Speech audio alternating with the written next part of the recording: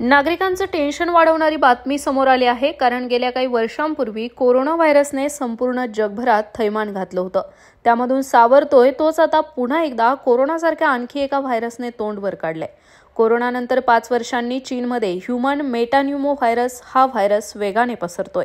संपूर्ण देशातील हॉस्पिटलमध्ये रुग्णांची गर्दी पाहायला मिळत आहे। याशिवाय स्मशानभूमीमध्ये मृतदेहांचा खच पडला आहे। सध्या चीनमधील या नव्या व्हायरसची सोशल मीडियावर जोरदार चर्चा देखील सुरू आहे। समोर आलेल्या माहितीनुसार ह्यूमन मेटान्यूमो व्हायरस म्हणजेच HMPV हा नवा व्हायरस चीनमध्ये वेगाने पसरतोय।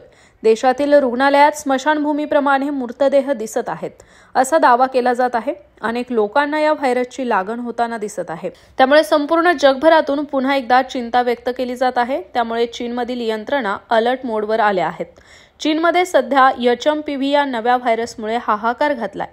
कारण HMPVची लागण झाल्यावर रुग्णाला ताप येतो। याशिवाय याची लक्षणे कोरोना व्हायरस सारखीच आहेत। त्यामुळे चीनची आरोग्य यंत्रणा अलर्ट मोडवर आली आहे। मात्र अजूनपर्यंत ठोस उपाययोजना करण्यात चीनला यश आलेले नाही। आरोग्य विभागातील सर्व अधिकारी चीनमधील परिस्थितीचे निरीक्षण करत आहेत। तसेच सध्या हॉस्पिटलमध्ये रुग्णांची संख्या वाढत असल्याने आरोग्य विभागाकडून देखील चिंता व्यक्त करण्यात येत आहे। त्यामुळे लोकांनी सातत्याने मास्क वापरावा, सातत्याने हात धुवावेत असा सल्ला आरोग्य विभागाकडून देण्यात आलाय। तर ह्यूमन मेटान्यूमो व्हायरस हा एक RNA व्हायरस आहे। याचा शोध सर्वात प्रथम 2001 मध्ये डच संशोधकांनी घेतला होता।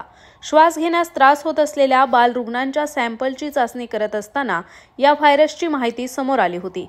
दरम्यान हा व्हायरस गेल्या 6 दशकांपासून अस्तित्वात असल्याचा दावा तत्कालीन संशोधकांनी केला होता। या व्हायरसची लागण झाल्यानंतर श्वास घेण्यास त्रास होतो। हा व्हायरस प्रामुख्याने खोकला आणि शिंका आल्यानंतर वेगाने पसरत आहे।